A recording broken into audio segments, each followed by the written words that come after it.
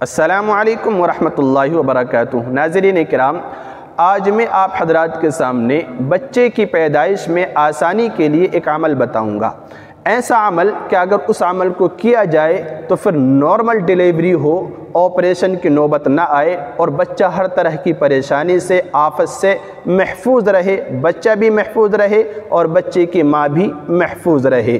وہ عمل کیا ہے؟ وہ عمل 3 کاموں کا مجموعہ ہے۔ ان 3 کاموں کو میں آپ کے سامنے ایک ایک کر کے پیش کر رہا ہوں، آپ توجہ کے ساتھ سماعت فرمائیں۔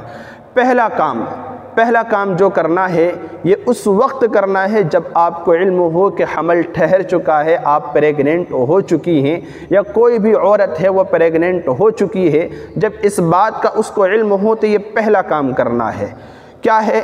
پہلا کام یہ کرنا ہے کہ آپ صدقہ کریں، تھوڑا بہت اپنی وسعت کے مطابق صدقہ کریں اور دعاؤں کا اہتمام کریں۔ ساتھ ساتھ میں اپنے گھر کے کام کاج جیسے کہ صاف صفائی، کپڑے دھونا، برتن دھونا، یا اسی طرح جو دوسرے گھریلو کام ہیں یا ہلکی پھلکی ورزش آپ یہ کرتی رہیں۔ ایسا نہ کریں کہ پریگننسی کا بہانہ بنا کر آپ بالکل اپنے آپ کو فری سمجھنے لگیں اور کام کاج سے دل چرا لیں، یہ نہ کریں، کیونکہ اس کی وجہ سے جسم بالکل سست پڑ جاتا ہے اور آخری وقت میں یعنی پیدائش کے وقت میں آپریشن کی نوبت آ جاتی ہے۔ اگر اپنے کام کاج میں ہاتھ بٹایا جائے اور جس طرح سے کام گھریلو کیا کرتی تھی اسی طرح سے کیا جائے تو پھر انشاءاللہ آپریشن کی نوبت نہ آئے، کیونکہ کام کاج کرنے کی وجہ سے جسم اس قابل ہو چکا ہوتا ہے کہ اس درد کو برداشت کر لے، صلاحیت اللہ تعالیٰ پیدا فرما دیتے ہیں۔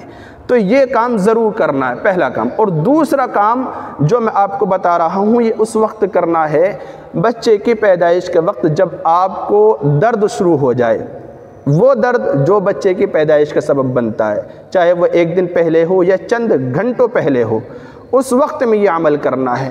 کیا عمل ہے؟ توجہ کے ساتھ سنیں۔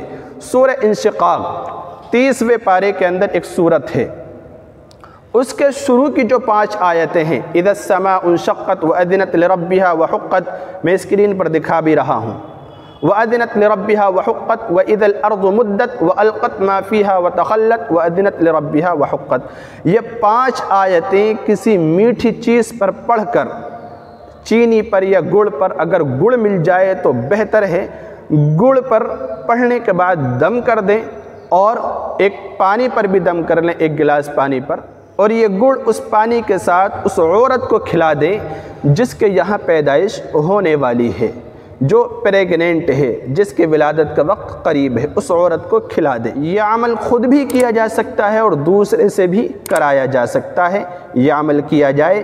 اور اسی کے ساتھ ساتھ میں جو تیسرا کام کرنا ہے جو اہم ہے، وہ تیسرا کام یہ ہے کہ قرآن کریم کے 30ویں پارے میں ایک سورت ہے، سورہ عبس وتولی ان جاءہ الاعمی، اس کے آخر میں آگے چلتے ہوئے ایک آیت آئے گی، ثم السبیل یسرہ، ثم السبیل یسرہ۔ اس آیت کو خود بھی پڑھنا ہے اور جو ڈیلیوری کے وقت میں آس پاس میں ہمارے رشتہ دار یا ہمارے والدین یا ہمارا شوہر جو بھی ہے اس کو بھی اس بات کی تلقین کرنی ہے، وہ بھی اس کا ورد کریں، سارے اس آیت کا ورد کریں، اس آیت کو خوب پڑھیں جب تک کہ ولادت بچے کی نہ ہو جائے، ڈیلیوری نہ ہو جائے۔